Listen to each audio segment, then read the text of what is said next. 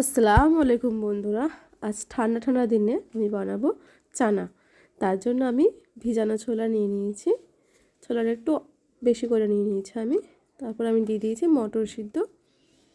মটর সিদ্ধটা দেওয়ার পরে আমি এর মধ্যে দিয়ে দেবো অল্প একটু আলু। আলুটা দেওয়া হলে কুচি করা শসা দিয়ে দেবো। তার মধ্যে আমি দিয়ে দেবো কুচি করা পেঁয়াজ। পেঁয়াজটা দেওয়া হয়ে গেলে আমি এর মধ্যে একটু লবণ দিয়ে দেবো।